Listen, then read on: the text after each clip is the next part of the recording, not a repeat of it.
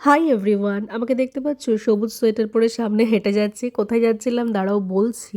না শান্তিনিকেতন তো যাইনি, আমাদের এখানে সংকেত ক্লাব আছে।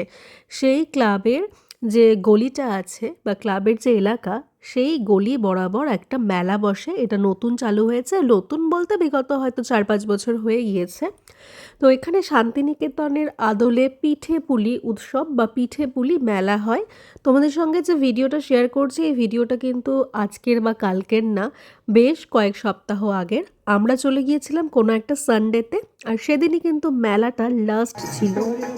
খুব সুন্দর বাউল গান হচ্ছিল। অ্যাকচুয়ালি পুরো মেলাতে এই বাউল গানটাই ভালো ছিল বা শুনতে ভালো লাগছিল। আর জানো তো, সব জিনিস ওভার প্রাইসড।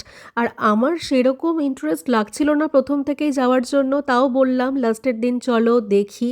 অ্যাকচুয়ালি এই মেলাটাতে যখন প্রথমবার আমি বালুরঘাটে গিয়েছিলাম, আমার ভীষণ ভালো লেগেছিল। জিনিসপত্র কিনেছিলাম টুকটাক, মানে ওই মালা আর কি, গলায় পরার শান্তিনিকেতনের স্টাইলে যেগুলো হয়।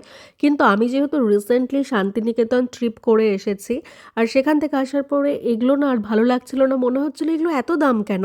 তারপরে আমরা একটা স্টল থেকে খেলাম জয়নগরের মোয়া।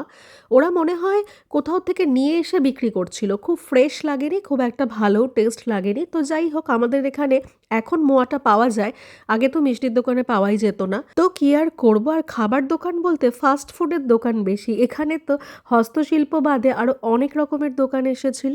বালুরঘাটে বসে আমাদের পৌষ মেলাটা ঘোরা হয়ে গেল।